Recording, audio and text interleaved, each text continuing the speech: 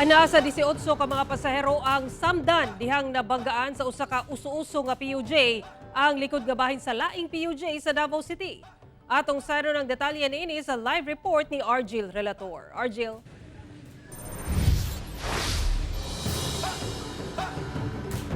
Sara, sumala pa nga nakalugar na ang unang PUJ nga dunay rutang Turil Rojas aron unta magnaog og pasahero apan kalit lamang kining gibanggaan sa usa ka uso-uso nga jeep nga dunay rutang Darong Rojas. Naglingkod na kilid sa dalan kining mga samarang pasahero human na disgrasya ang ilang gisakyang mga PUJ sa MacArthur Highway, Puan, Davao City alas 7 kaganihang buntag. Sa investigasyon sa Balyok Police, parehong gilatas sa duha ka mga PUJ ang highway padulong sa downtown area sa dihang nabanggaan sa uso-uso nga PUJ ang likod nga bahin sa laing PUJ.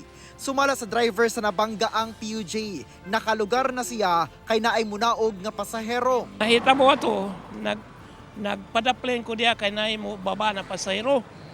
Pagpadaplane ako, wala may hawang kayo kay alas 6 magyud, alas 6 media. Wa pag yung mga sakyanan.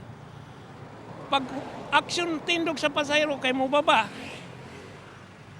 nakita niya ni nagsagurot na paspas kayo na. Maayo na lang kay wala pa nakanaog ang pasahero, sanglit posible siyang maipit sa duha ka PUJ. Pag-action ako og naog sir, nakita nako ang kanang nakabangga sa mua. Duol na lang kaayo. So nanggunit po ko diri sa my front seat. Paspas kaayo sir. Seconds lang. Magpaana siya kusog jud kaayo.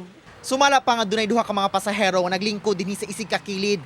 Daplin mismo sa hagdanan pasulod sa entrada ni ining jeep. Apan sa dihang ni Dumbol ang nagsulod nga jeep. Nangalabay matud pa ang maong mga pasahero paingon didto duol na sa driver. Apan sumala sa nakabanggang PUJ driver. Nung ako, ikaw nag-drop. Oo, napasulod na ko ni anak siya ba. Pag sulod niya, dito siya babag. So asa ka ni drop? Dito ra sa buwan. Ito sa unahan na gamay.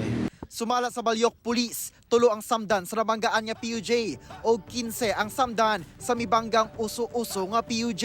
Sa karon, kung mukumpin gito ang mga injured victim, so ang possible ani charge is reckless imprudence resulting to physical injury sir.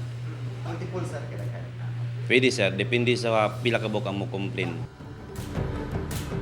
Sara, dugang pahimangno sa Balyok Police na bisan pa man og hawan ang dalan kinahanglan gihapon nga motuman sa kining ginapatuman atong ang speed limit sa Davao City aron layo sa disgrasya. Sa karon ginahulat nila sa Balyok Police ang mga injured nga pasahero nga pasangat og reklamo batok sa uso-uso nga PUJ driver.